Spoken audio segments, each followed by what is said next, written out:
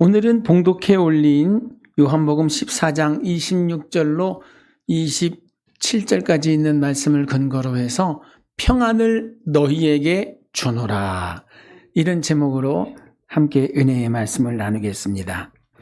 2024년을 출발하면서 우리 교회에 표어가 있죠. 감사에 감사하는 행복한 예배자가 되게 하소서. 범사에 감사하는 행복한 예배자가 되게 하소서. 저는 우리 서부순복음교회를 들고 나는 모든 분들이 예배를 통해서 행복해지는 놀라운 일들이 있기를 주님의 이름으로 축복합니다. 근데 이 바람은 저만 가지고 있는 바람이 아니라 하늘에서 우리의 예배를 받으시는 우리 하나님도 간절히 바라고 또 원하시는 내용일 줄 믿습니다. 세상에 고통받고 살고 싶어하는 사람이 어디 있겠어요? 세상의 염려, 근심, 걱정 속에서 스트레스 받고 살고 싶은 사람이 어디 있겠어요? 다 행복하고 다 보람 있고 의미 있고 가치 있게 살기를 원하지요. 근데 생각은 이렇게 하면서 그렇게 바라고 소원하면서도 잘못되게 그렇게 염려, 근심, 걱정, 불안, 두려움 속에서 인생을 살아가고 있는 분들이 의외로 많다는 겁니다. 인터넷 같은 걸 검색해 보면요, 행복하기를 원하십니까? 당신이 정말 행복하려고 하면 무엇이 필요하겠습니까? 했을 때 가장 많이 이야기하는 게 뭔지 아세요? 근데 믿는 사람이나 안 믿는 사람이나 차이가 별로 없어요. 뭐가 있어야 행복할 것 같아요? 예? 정답이 바로 나와요. 돈. 뭐니 해도 돈이 있어야 될 것 같아요. 그것도 적당히가 아니라 많으면 많을수록 좋을 것 같아요. 그죠? 또 두 번째가 뭐죠? 돈이 아무리 많으면 뭐해요? 건강이 있어야지. 가슴이 떨릴 때 여행을 떠나야 되는데 다리가 떨릴 때는 가면 고생만 한대. 그러니까 돈이 아무리 많아도 뭐가 따라줘야 돼요? 그걸 누리려고 하면 건강이 따라줘야 돼요. 할렐루야. 그 다음에 또 세 번째가 뭔지 아세요? 성공하는 사업이, 성공하는 대인관계, 성공하는 모든 일들을 꾸려가고 싶어 해요. 그러니까 자기가 원했던 것을 이루고 성취하고 싶은 마음이 간절해요. 그래야 뭐가 될 수 있을 것 같아요? 그래야 행복할 수 있을 것 같아요. 그냥 생각 없이 얘기하는 거예요. 근데 성경은 저와 여러분은 신앙인이잖아요. 저와 여러분은 하나님을 섬기는 사람들이잖아요. 성경은 어떤 사람이 행복한 사람이라고 말씀해 주실까요? 마음에 평안을 가진 사람이 행복한 사람이라고 말씀해 주고 있습니다. 그러고 보면 돈이 많아도요, 돈이 많으면 뭐가 많아요? 근심이 더 많아진답니다. 로또 복권 당첨되고 나서 행복해지는 사람이 별로 없대요. 아니, 날벼락 같은 놀라운 행운의 주인공이 됐는데 그 사람의 인생을 살펴보니까 다 불행하더라는 거예요. 왜 그렇죠? 갑자기 많아진 그 돈으로 인해서 염려, 근심하는 일이, 그리고 두려워하는 일이 많다는 거예요. 여러분, 건강해져도요, 그 유튜브 아니면 홈쇼핑 이렇게 보다 보면 저희 사모님의 고백입니다. 아침에 무엇이 있는지 물어보세요. 무슨 프로그램들이 있잖아요. 그걸 보면은 이제 성인병에 대한 이야기들이 쭉 나와요. 무슨 병. 듣다 보면 나도 그런데 다 공감이 된다는 거예요. 나도 아픈데 나도 그러면 저런 건가? 세상에 건강한 사람이 어디 있을까요? 그 내용을 보고 있노라면 세상에 건강한 사람이 어디 있어요? 그러다 보면 또 뭐 해요? 그 약을 하나 사 먹게 되네요. 근데 먹는다고 그게 싹 없어지느냐? 아니에요. 똑같아요. 이 TV나 인터넷이 뭘 만들어내요? 염려병을 만들어내는 것 같아요. 그게 뭐예요? 돈 빼가는 기계가 되는 것 같아요. 여러분, 뭐가 없어서 그래요? 마음의 평안이 없어서 그래요. 할렐루야. 오늘 성경에 예수님께서 뭐라고 말씀하시는지 아세요? 이게 성경책을 보면 빨간색으로 써놓은 건 뭐예요? 예수님이 직접 말씀하신 이야기예요. 27절. 평안을 너희에게 끼치노니 곧 나의 평안을 너희에게 주노라. 아멘. 평안이라는 말이 무슨 뜻인가요? 헬라어로는 에이레네. 헬라어로는 그렇습니다. 히브리어는 뭐예요? 샬롬. 뜻은 뭐예요? 평화, 번영, 안녕. 똑같습니다.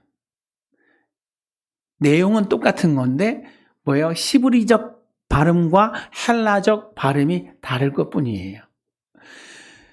이스라엘 사람들이 그렇게 원하고 원하시는 인사말이 뭐예요? 샬롬. 당신의 마음에 평안이 있기를 원합니다. 당신이 정말 안녕된 행복한 삶을 꾸려가기를 원합니다.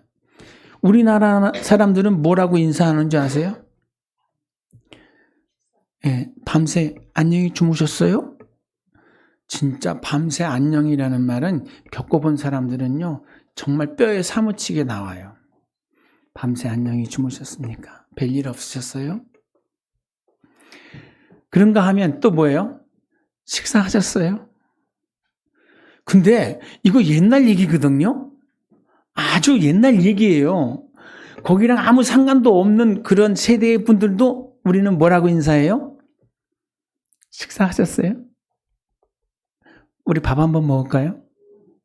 제가 조금 전에 우리 장인준 안수 집사님한테 집사님 우리 밥 한번 먹죠 했더니 아니 이따가 점심 같이 먹는 거 아닌가요? 아니 그러지 말고 우리 둘이만 먹읍시다. 부인들 데리고 부부 동반해서 밥 한번 먹읍시다. 근데 이게 인사가 됐어요. 근데요, 정말 식탁 교제라는 것이 강점이 있습니다. 그리고 그게 뭐예요? 거기에 대한 염려. 잘 먹고는 사나? 건강하게 하나? 그 염려. 이게 항상 다 담겨져 있죠. 그죠? 근데 하나님이 우리 마음 가운데 주시는 그 평안을 가지고 있으면, 하나님이 주시는 평안이 담겨지게 되면 조금 부족해도, 내가 가진 게 좀 부족해도, 아니면 내가 좀 건강이 좀 부족해도, 내가 원하는 대로 다 할 수 없을지라도 마음에는 뭐가 있어요? 행복이 있다는 거예요. 그걸 누가 주셔요? 하나님이 주시는 줄 믿습니다. 하나님이 주시는 이 평강, 아버지께서 주시는 이 평안을 소유할 때 우리가 어떤 사람이 되어 진정한 행복자가 될 줄 믿습니다. 오늘 27절 말씀을 제가 한번 읽어드릴게요. 평안을 너희에게 끼치노라. 곧 나의 평안을 너희에게 주노라. 나의 평안, 에이레네, 나의 평안, 이 샬롬을 내가 너희에게 주노라. 아멘. 내가 너희에게 주는 것은 세상이 주는 것 같지 아니하니라. 그러면서 바로 이어지는 말씀이 너희는 마음에 근심하지도 말고 두려워하지도 말라. 근데 거기다가 이런 말을 넣으면 더 이해가 될 것 같아요. 도움이 될 것 같아요. 다시 한번. 내가 너희에게 주는 것은 세상이 주는 것 같지 아니하니라. 그러니 너희는 마음에 근심하지 말고 두려워하지도 말라. 아멘. 여러분, 우리의 마음에 근심이 있고 두려움이 있다고 하면 어떻게 행복할 수가 있겠습니까? 그래서 하나님께서 뭐라는 거예요? 다 나한테 맡기고 내가 주는 그 마음을 가지고 하나님 앞에 나아가라고 말씀해 주시는 줄 믿습니다. 16장 33절에는 이렇게 말씀하셨어요. 이것을 너희에게 이른 것은 너희로 내 안에서 평안을 누리게 하려 함이라. 세상에서 너희가 환난을 당하나 담대하라. 내가 세상을 이기었노라. 그래서 그랬나 봐요. 성경 구석구석에 항상 빠지지 않고 등장하는 말씀이 뭐냐? 두려워하지 마라, 놀라지 마라, 염려하지 마라, 근심하지 마라, 두려워하지 마라. 왜요? 내가 너희의 하나님이다. 내가 너와 함께한다. 내가 너에게 평안을 주노라. 이렇게 말씀해 주시는 줄 믿습니다. 문제가 있어서 기도를 시작할 때 있잖아요. 근데 기도 가운데 하나님이 주시는 제일 첫 번째 응답이 뭔지 아세요? 기도해 보신 분들은 알 거예요. 기도하려고 하나님 앞에 나왔어요. 자식이 속을 썩이고 물질이 문제가 되고 사업에 간절한 소원이 있어서 기도의 자리에 나옵니다. 하다 보면 눈물도 나고 하다 보면 답답한 마음도 있죠. 그런데 그렇게 계속 기도하면서 하나님 앞에 다 읊조리고 얘기하다 보면 어때요? 마음이 평안해요. 그때 주시는 마음이 뭐예요? 하나님이 주시는 평안입니다. 아멘. 근데 이런 것도 있어요. 이웃한 친구가 찾아와서 시집살이 그 서러움을 이야기합니다. 남편에 대한 불만을 얘기합니다. 그거 다 들어주는 것도 사랑인 것 같아요. 한참 얘기를 하고 그 남편에 대한 흉을 보고 그 시부모님에 대한 그 험담을 하고 나서 마지막 하는 말이 뭔지 아세요? 고마워, 내 이야기 들어줘서. 그래도 이렇게 와서 얘기하고 나니까 내 마음이 좀 시원하네. 그죠? 말을 다 쏟아내고 나니까 시원하다는 거예요. 근데 여기서 그 이야기를 듣고 나서는 어때요? 들으신 분은 어떠세요?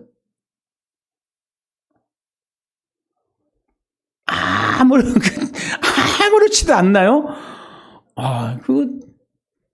아무렇지도 않을 수가 없어요. 그죠? 참 힘들게 사네. 고통스럽네.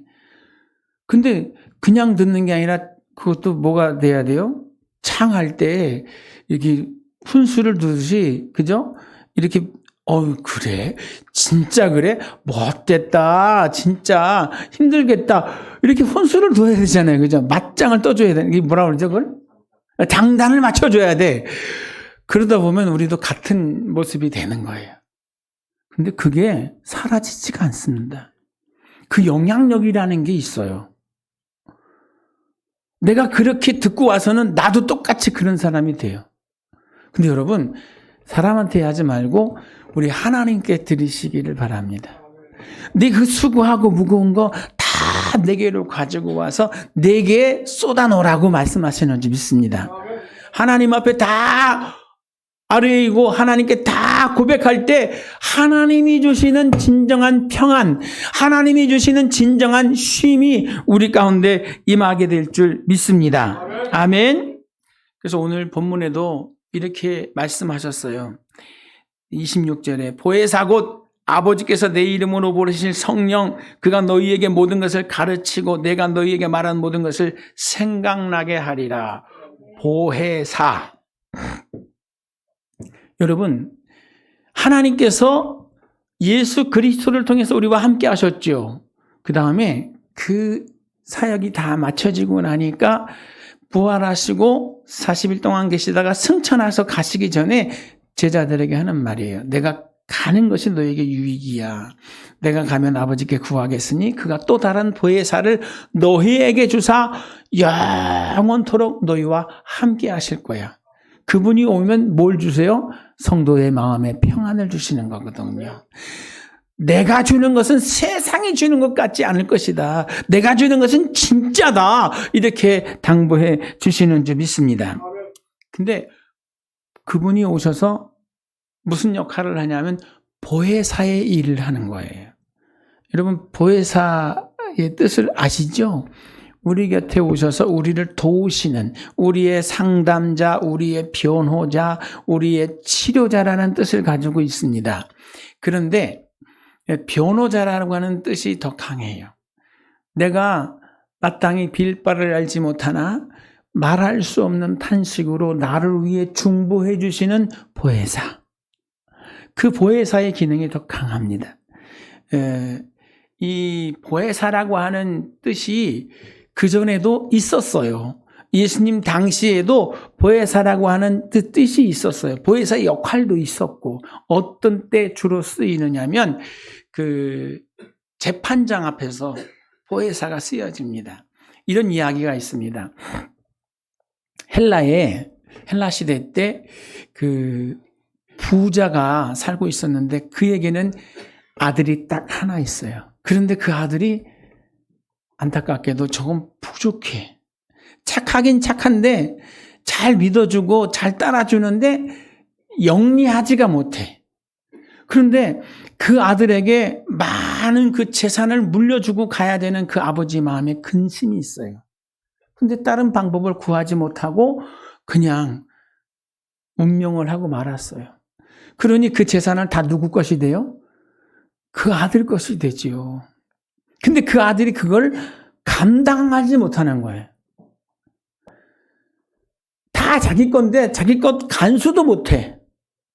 그 맨날 도적질 당하고 맨날 이용당하고 맨날 뺏기고 그것을 주변에서 보던 똑똑한 친구가 아이 친구 왜 그렇게 다 맨날 당하고만 살아? 내가 당신을 좀 도와줄게. 그 아들이 볼 때도 그 사람 똑똑해요. 정말 말도 잘하고 머리가 돌아가는 게 기가 막혀요. 그래서 그 친구한테 다 맡겼어요. 땅 문서, 집 문서, 인감까지 다 맡겼어요. 고마워, 나를 믿고 이렇게 맡겨줘서 내가 잘 관리하고 재산을 불려줄게. 필요하면 얘기해. 돈도 내가 다 주고 내가 다 도와줄게. 너의 삶은 이제 내가 책임지는 거야. 진짜 그랬으면 얼마나 좋겠어요. 그죠? 다 맡겨줬어요. 다 줘버렸어요.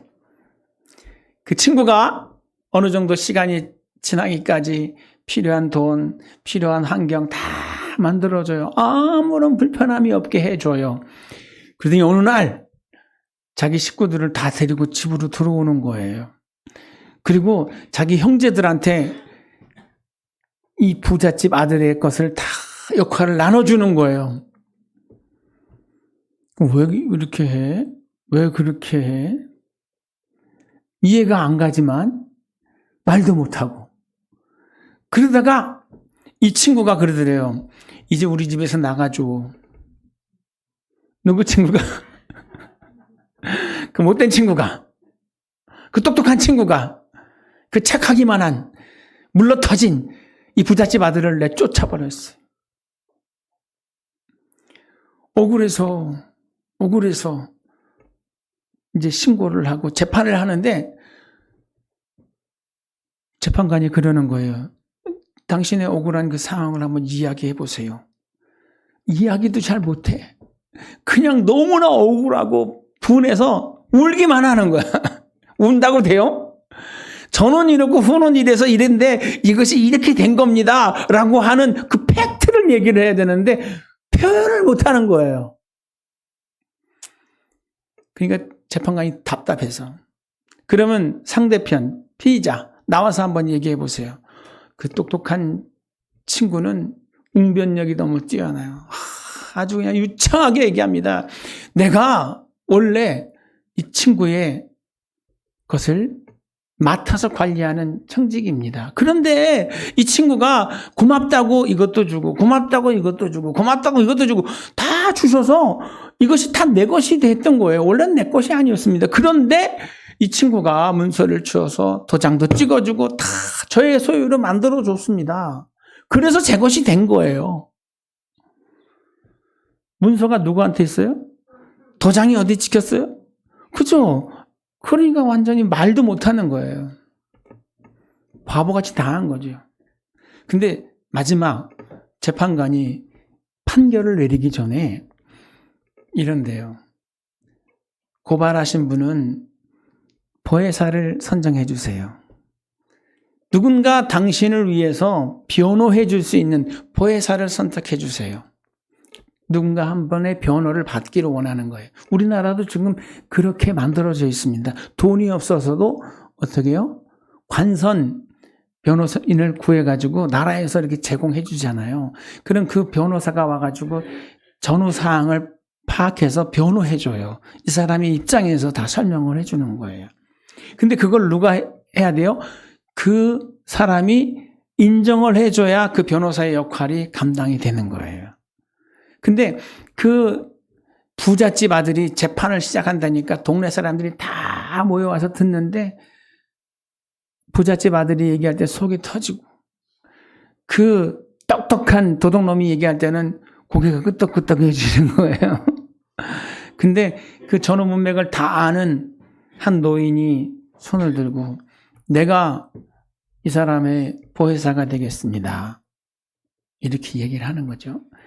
그때 그 부잣집 아들이 예, 저는 저분이 나의 보혜사가 되줬으면 좋겠습니다라고 인정을 해줘야 된다는 거예요. 그런데 그때 누가 역사를 해요? 그때 그 못된 도둑놈이 겁박을 하는 겁니다. 너 이러면 손해나, 너 이러면 가만 안 놔둘 거야. 위협이 들어오는 거죠. 그럼에도 불구하고 나는 저분을 나의 보혜사로 삼겠습니다. 라고 인정을 해야 되는 거예요. 그래야 그 법원에서 그 보혜사의 말이 통하는 거예요. 우리도 똑같습니다. 그래서 우리 고 조영기 목사님은 항상 우리 귀에 딱지가 앉을 정도로 말씀해 준 거 있어요. 뭐예요? 성령님을 인정하세요. 당신의 하나님으로. 성령님을 환영하세요. 여러분의 삶의 문제 현장 속에. 성령님을 의지하세요. 성령님의 도우심을 갈구하세요. 그분이 여러분의 피난처가 되고 그분이 여러분의 피할 바위가 되고 산성이 되십니다. 아멘. 오늘도 우리가 어려움에 처한다고 해서 방법이 없다고 해서 여러분 낙심하지 마십시오. 포기하지 마십시오. 우리 하나님이 성령으로 우리의 삶을 책임지시고 보살펴 주실 줄 믿습니다. 아멘. 그 보혜사 성령님이 지금 우리 안에 우리의 하나님으로 오셔서 우리를 도와주시는 줄 믿습니다. 우리를 도와주시는 하나님이라고 마태복음 8장 26절에 말씀하셨어요. 우리가 마땅히 빌바를 알지 못하지만 성령이 말할 수 없는 탄식으로 우리를 위하여 뭐 하신다고요? 변호해 준다고. 그래서 뭐가 되는 거예요? 28절에 내가 만난 그 모든 일들이 다 합력하여 선이 된다. 아멘. 성령은 지금 우리 안에 보혜사로 오셔서 우리에게 뭐를 이루어 주시는 분이다? 선을 이루어 주시는 분이다. 아멘. 할렐루야. 그분이 정말 우리에게 이루어 주고 싶으신 것이 뭐예요? 행복한 신앙인의 삶일 줄 믿습니다. 그분이 정말 우리에게 주고 싶어 하는 것이 뭐예요? 행복한 예배자의 모습일 줄 믿습니다. 아멘.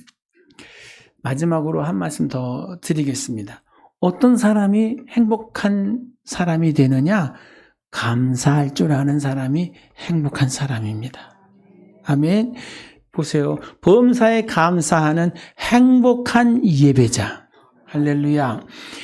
감사로 예배를 드리는 자가 나를 영화롭게 하나니, 영화롭다는 말은 황홀하다는 거예요. 행복이 넘친다는 거예요. 그러면 우리가 감사로 예배를 드리면 하나님의 마음이 행복해지고 하나님의 마음이 황홀해집니다. 그죠? 그러면 하나님만 그런가요? 아닙니다. 감사하는 저와 여러분의 마음도 행복해질 줄 믿습니다. 감사를 자꾸 발굴해내야 돼요. 감사의 거리를 찾아내야 돼요.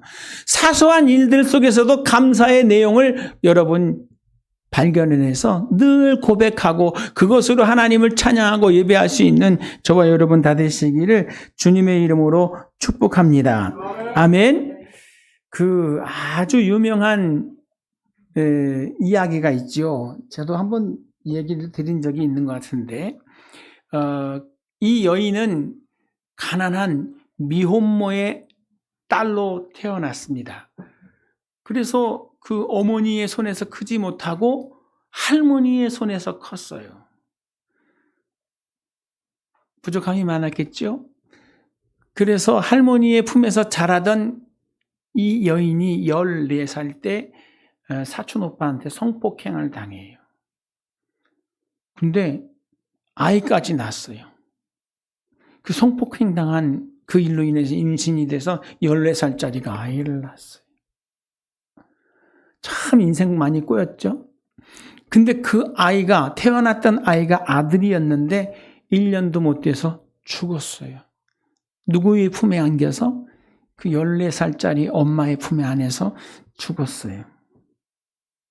그리고 힘들고 고통스러우니까 집에서 살 수가 없잖아요. 그래서 자꾸 가출을 하는 거예요. 왜?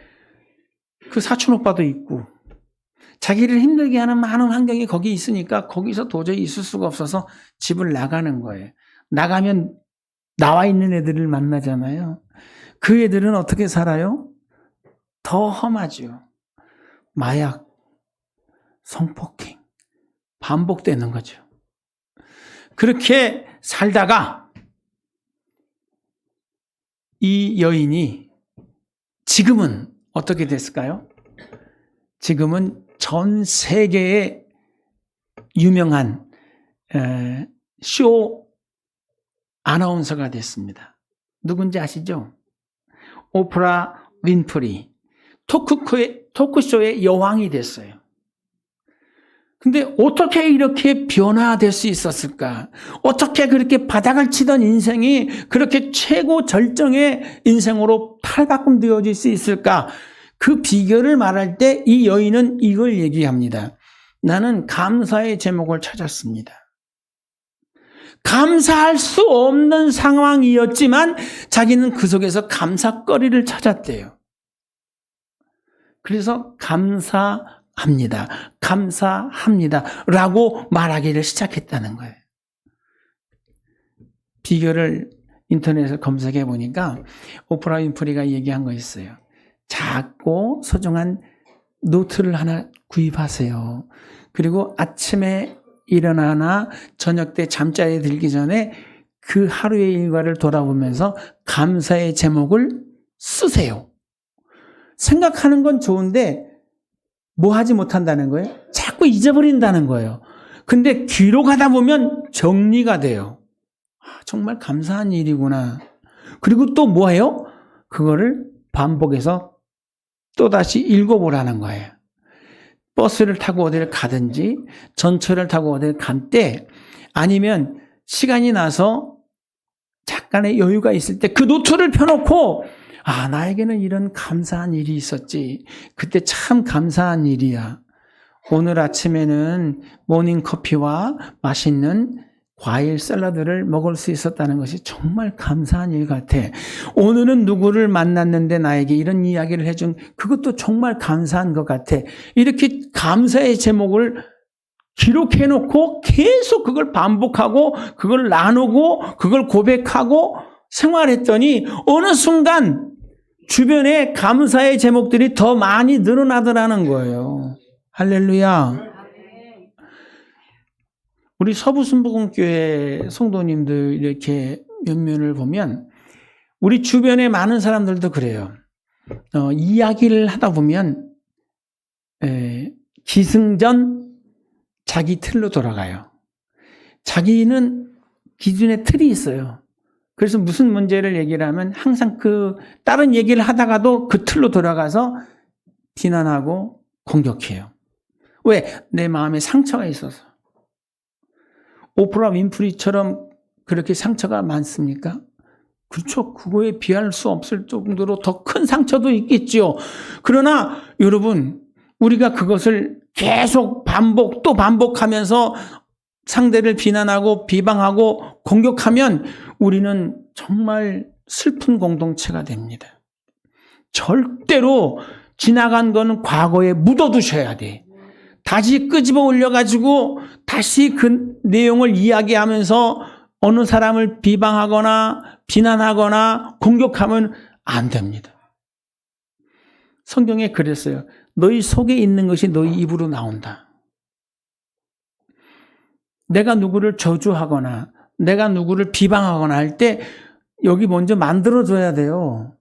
그게 만들어지고 내 입으로 나오는 거예요. 그러면 입으로 나올 때는 못 느껴요. 그런데 내 속에 그게 담겨 있다니까. 그러면 어떻게 돼요? 그걸로 인한 스트레스, 그걸로 인한 엄청난, 보이지 않는 엄청난 부작용이 내 안에서 계속 만들어지고 재생산되는 거예요. 근데 내가 누구를 칭찬하고 내가 누구를 축복하고 이것도 마찬가지 똑같은 원리입니다. 내 속에 있는 것이 내 입으로 나오느니라. 여러분, 오프라 윈프리는 이 안에 뭘 만들기 시작했어요? 감사합니다. 난 진짜 행복한 사람이구나. 정말 감사합니다. 이렇게 맛있는 걸 먹을 수 있다는 것이, 이런 좋은 사람을 만날 수 있다는 것이 감사합니다. 난 정말 행복한 사람이네요. 라고 바뀌어지는 거예요. 이거 너무 잘 아는 얘기인데 우리 잘 못하거든요. 여러분이 몰라서 제가 이런 얘기를 하는 게 아니라 여러분이 안 하고 있어서 그걸 말씀을 드리는 거예요. 여러분, 감사의 이야기를 적어보시기 바랍니다. 그 감사의 이야기를 자꾸 되새겨 보시기 바랍니다. 그리고 그 감사의 이야기를 자꾸 말씀하시기 바랍니다. 그래야 여러분의 진짜 마음 심령에 하나님이 주시는 평안이 임하고 여러분 진짜 행복한 인생이 될 수 있는 줄 믿습니다. 그 마음을 가지고 간직하면서 뭐 하는 거예요? 예배의 자리로 나오는 거예요. 그 마음을 가지고 하나님을 향하여 뭐 하는 거예요? 찬미하고 그 하나님을 향하여 예배하고 영광 올려드리는 겁니다. 그게 진짜 예배예요. 하나님은 겉 외모를 보지 아니하시고 심령을 살피신다고 하잖아요. 우리 마음 심령 안에 그 감사의 제목이 넘쳐나고 있다고 하면 하나님이 그 예배를 통해 영광을 받으시는 거예요. 이거 말 바꾸는 거 쉽지 않는데 그 말이 바뀌면 인생이 바뀐다는 걸 아셔야 돼요. 모르는 얘기하는 거 아니죠? 이미 다 들었던 이야기인데 또 다시 얘기하는 거 뭐예요? 안 바뀌고 있어서. 바뀌라고. 이제 이렇게 설교하고 나서 좀 보다가 또 다시 반복되고 있으면 이제 또 다시 얘기하는 거지. 그렇게 살면 안 됩니다. 아니, 비방하고 비난하고 불평하고 원망하고 그러면 절대 행복해질 수가 없다니까요. 우리 연세 많으신 어르신들이 특히 젊은 분들도 그러더라고. 딱 어떤 사람을 대할 때 그 사람에 대한 기본 틀이 있어. 그 틀에서 벗어나려고 하질 않아. 그 사람도 변하려고 하고 그 환경도 바뀌어져야 되는데 우리 서로 그걸 인정하고 그냥 그 있는 모습 그대로 받아주면서 뭐 해줘야 돼요? 칭찬하고 격려하고 응원해 줄 수 있는 이런 우리 서부순복음교회가 됐으면 참 좋겠어요. 칭찬은 모두 춤을 추게 한다고요? 칭찬은 고래도 춤을 추게 한대. 여러분, 저도 춤추고 싶습니다. 저도 칭찬받으면 좋아해요. 할렐루야. 여러분, 어떻게 바꾸겠습니까? 비난하고 비평하고 불평하고 자꾸 판단하고 정죄하고 절대 안 바뀝니다. 어떻게 해요? 칭찬해 주세요. 감사해 주세요. 나도 행복하고 그 이야기를 듣는 그분도 행복하고 그런 사람이 모인 우리 교회가 행복하고 그런 교회를 보고 있는 우리 하나님도 행복해질 수 있는지 믿습니다. 여러분은 하나님을 행복하게 할 수 있는 사람들이에요. 세상에 누가 하나님을 행복하게 할 수 있습니까? 나는 하나님을 행복하게 해줄 수 있는 사람이네. 할렐루야. 여러분 때문에 송 목사가 행복하고, 그죠? 저 때문에 여러분도 행복해지고. 어떻게 해요? 자꾸 칭찬해 주세요. 감사하세요. 별거 아닌 것 같은데도 꼭 집어서 그때 그렇게 해주셨죠? 그때 제가 정말 행복했었습니다. 그 말 한마디 정말 고맙습니다. 이렇게 잊지 말고 기록해놨다가 이야기해 주세요. 노트 안 들고 다니시죠? 요즘은 노트북 컴퓨터가 있고 노트북이 어디 들어갔어요? 휴대폰 안에 다 들어가 있잖아요. 거기다가 열심히 한번 써보세요. 2024년 1월 나의 인생 가운데 하나님이 허락하셨던 그 감사의 제목들 이렇게 해서 여러분 남성교회들이 모였을 때, 여성교회들이 모였을 때 그 감사의 노트를 한번 공유해 보십시오. 그런 일도 있었어요? 그런 것도 감사한 제목이야? 라고 할지 모르지만 그게 반복될 때 놀라운 시너지 효과가 나타날 것 같아요. 그 감사의 노트를 나눌 때 격려해 주세요. 감동입니다. 정말 예민하시고 예리하시고 정말 순수하십니다. 이렇게 칭찬해 주면 그것도 뭐가 돼요? 힘이 될 것 같아요. 우리 센터 상담실 입구에 오늘 한번 올라가 보세요. 식사하러 올라가실 때 한번 써보시면 거기다 이렇게 썼어요. 애들이 똑똑똑 하고 들어와서 선생님 누구누구가 어떻게 해요? 이러는 얘기가 많아요. 그 버릇 고치려고 들어오기 전에 누구에 대해서 이야기할 때 3가지 칭찬을 이야기하고 그 다음에 그 사람의 잘못된 점을 얘기하라. 이렇게 써놨어요. 하도 누가 뭐래요, 누가 뭐래요, 누가 뭘 했어요. 이렇게 고자질하는 게 너무 많아서. 근데 그게 애들만의 이야기가 아니더라고. 그게 애들만의 이야기가 아니라 우리 모든 어른들의 이야기이기도 해요. 여러분, 우리 누구에 대해서 얘기할 때 그냥 얘기하지 마세요. 너무 쉽게 얘기하지 마세요. 그 누가 들으세요? 하나님이 다 듣고 계시잖아요. 그래서 칭찬 3가지. 그분은 이렇게 멋있어요. 그분이 이 말 때문에 내가 이렇게 위로를 받았어요. 그런 분 우리 교회에 꼭 필요한 분입니다. 그렇게 3가지 말씀하시고 불만을 얘기하셔야 돼.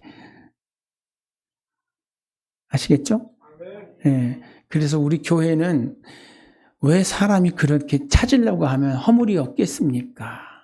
털어 먼지 안 나는 사람이 어디 있겠습니까? 털지 말고 그분의 강점을 찾아서 칭찬해주고 응원해주고 지지해주는, 그래서 나도 행복하고 그분도 행복하고 우리 예배를 받으시는 영이신 하나님도 행복할 수 있는 아름다운 공동체 되시기를 주의 이름으로 축복합니다. 이럴 때 하나님께서 우리의 마음에 넘치는 평안을 주실 줄 믿습니다.